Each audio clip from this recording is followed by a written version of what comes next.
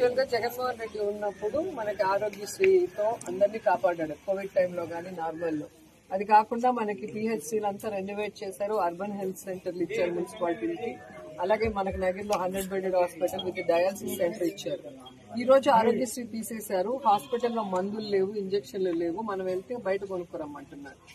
And ఈ రోజు జనాలకి హెల్త్ బాగాలేదు అంటే ఎక్కడికి పోయినా కూడా డబ్బులు డబ్బులు డబ్బులు. ఏమంటే గవర్నమెంట్ లో నీకు ఫ్రీ ఆఫ్ కాస్ట్ లో లేకపోతే ఇబ్బంది అవుతుంది. సో ముందు జగన్మోహన్ రెడ్డి తెచ్చిన వీళ్ళని పాడు చేయటమే కాకుండా ఈ రోజు ఆయన తెచ్చిన మెడికల్ కాలేజీలు కూడా పాడు చేస్తున్నారు. అంటే ప్రైవేట్ వాళ్ళకి ఇచ్చేస్తున్నారు బినామీలకి అవినీతి డబ్బుల కోసం. సో రేపు ఏమవుతుందంటే మీ పిల్లలు డాక్టర్లు అవ్వాలంటే కోట్లు ఖర్చు పెట్టి ఫీజులు కాదు డొనేషన్లు కట్టి చేర్పించాలి. అలాగే మీరు ట్రీట్మెంట్ కనుక సూపర్ స్పెషాలిటీకి వెళ్తే హాస్పిటల్ కి అటాచ్డ్ ఉన్న హాస్పిటల్ కి ఖచ్చితంగా మీరు డబ్బులు కట్టే వెళ్ళాలి.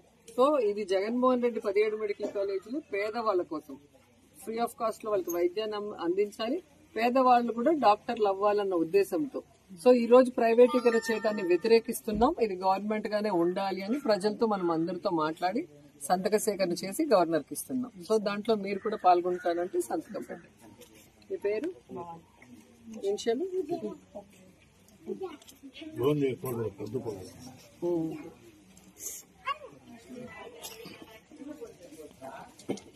నెంబర్ చెప్పమా.